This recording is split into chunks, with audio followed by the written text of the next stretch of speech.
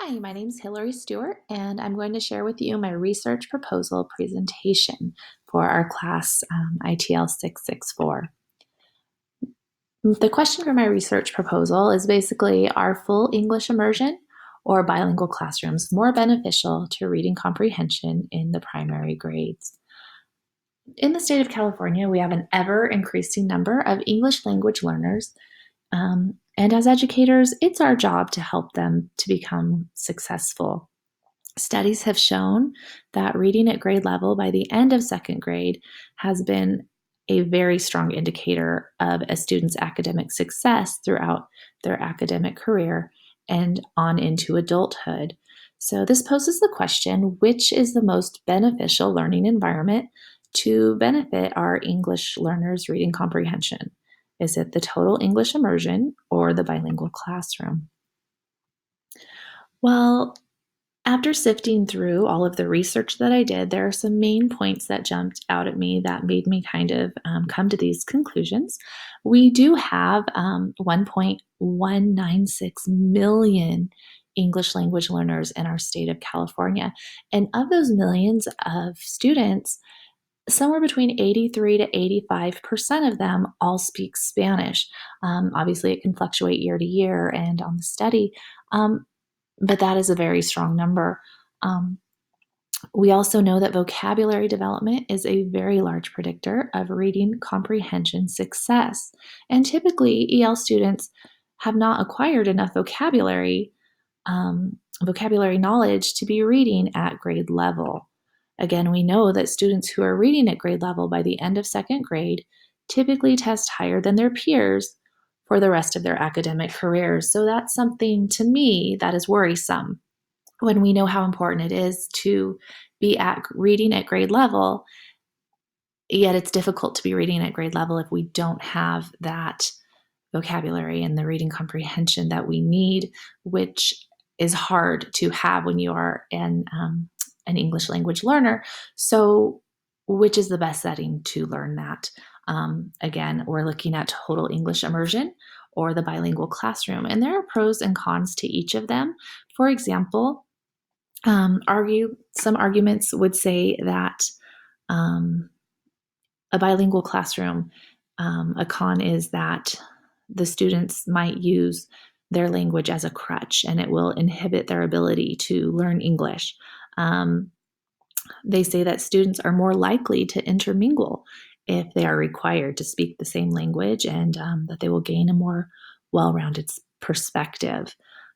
Some of the cons for English only immersion is that when the students are taught math, science, history, any of other skills in a language that they don't understand, then obviously the content's going to be lost and little progress will be made. So, and then obviously, when our English learners are in a bilingual classroom and they have that bilingual support, then they are supported and they can better understand what is being taught to them a lot faster. Um, to me, it seems kind of like the bilingual would be make the most sense, but then you also hear that, oh no, you have to be fully immersed. So that's what kind of got me wondering. And even the experts have varying opinions and different studies that support each. So I'm really interested in the outcome of this study. And the study that I have come up with is that we would take two comparable districts. They would have very, very close demographics. So they would both be low income Title I schools with free lunch program and all that. Their ethnicities would be, consistent across the board, so as close as possible. And one district would be implementing the total English immersion approach, and the other district would be implementing the bilingual setting. And both districts would be using the iReady assessment, which is done on the computer, and then also the DRA testing. The assessments would begin at the beginning of the year to get our baseline, and then throughout the year it would be done quarterly and culminating at the end of the year. And then obviously we would compare the results and see what what they came up with. Now, I would be doing it in the K through 12 grades. However, I would really, really focus on second grade because that is such a pivotal year and it is so important to the outcome of the student's future that my main interest is how can we help those students to bring them up to grade level by the end of second grade, and I want to know what works the best. And the iReady assessment does actually have a lot of subtests with it. So we wouldn't just be seeing their reading comprehension. It tests like phonological awareness and a lot of other things. So we can actually see kind of the stronger points of the students. Maybe one setting is better for one thing and one for something else. So that would be interesting to me as well. However, the main focus is on the reading comprehension.